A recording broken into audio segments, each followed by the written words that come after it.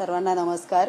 मला वाटतं बऱ्याच दिवसापासून सर्व समित्यां कधी होणार याची उत्सुकता सर्वांमध्येच होती आणि आज सर्वप्रथम मला वाटतं माननीय महाराष्ट्राचे उपमुख्यमंत्री एकनाथजी शिंदे साहेब यांच्या मार्गदर्शनाखाली खरं तर आज सर्व प्रभाग समिती सभापती आज त्यांचे फॉर्म भरले गेले आहेत आणि येत्या 4 तारखेला बिनविरोध मला वाटतं हे सर्व सभापती होतील।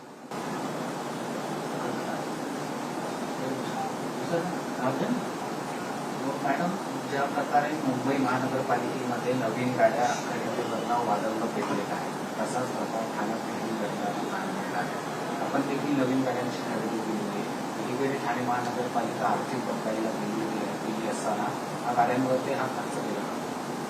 मला वाटतं तांत्रिक काही गोष्टी होत्या, कारण मला वाटतं 4 वर्ष आज जेव्हा बॉडी बसली नव्हती तेव्हा काही गाड्यांमध्ये बिघाड होते आणि मध्ये मध्ये गाड्या बंद पडत होत्या आणि त्या अनुषंगानेच सर्व पदाधिकाऱ्यांच्या गाड्या घेण्याचा निर्णय प्रशासनाने घेतला। बघा, आता साधारण खर्च सांगण्यापेक्षा मला वाटतं ज्या तांत्रिक बाबी आपल्याला पूर्ण करायच्या होत्या त्या करण्याचा प्रयत्न प्रशासनाकडे आम्ही लोकांनी केला होता आणि त्या प्रकारे त्यांनी मान्य केला आहे।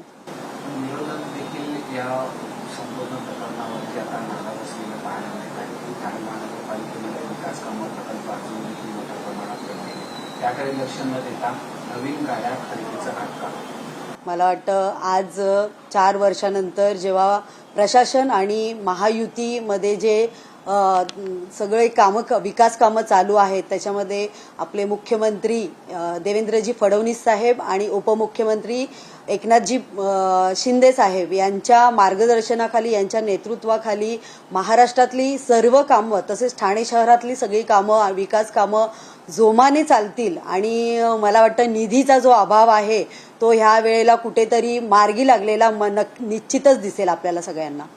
डबगाईला गेलेले तर आता नवीन गाड्यांचा प्रस्ताव आलेला, नवीन गाड्या खरेदी करण्याचा घाट महापालिकेने घातलेला आहे। काय वाटतंय?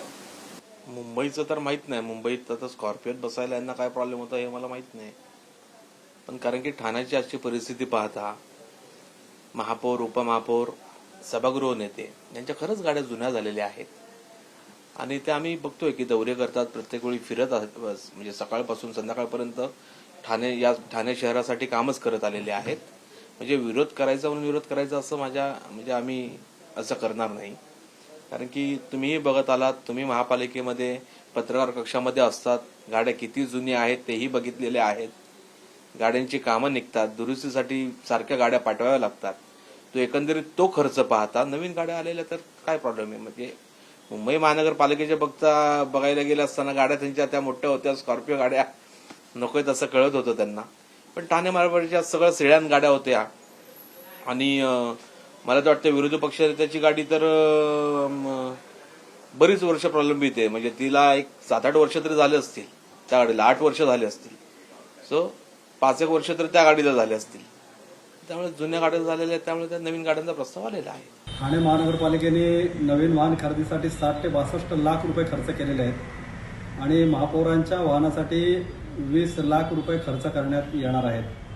खरं तर ठाणे शहरात रस्त्यावरती पडलेले खड्डे, वाहतूक कोंडी आणि मोठमोठे रखडलेले प्रकल्प आणि या रखडलेल्या प्रकल्पांसाठी कर्जरोखे घेण्यात आलेले आहेत। अशा परिस्थितीमध्ये या गाड्यांवरती खर्च करताना उधळपट्टी न करता खरं तर नागरी सुविधांना त्या ठिकाणी प्रशासनाकडून असेल किंवा सत्ताधाऱ्याकडून असेल प्राधान्य दिलं गेलं पाहिजे, परंतु असं न करता जे लाखो रुपये या गाड्यांवरती खर्च केले जात आहेत हा नागरिकांच्या कररूपी पैशाचा केलेला अपव्यय आहे।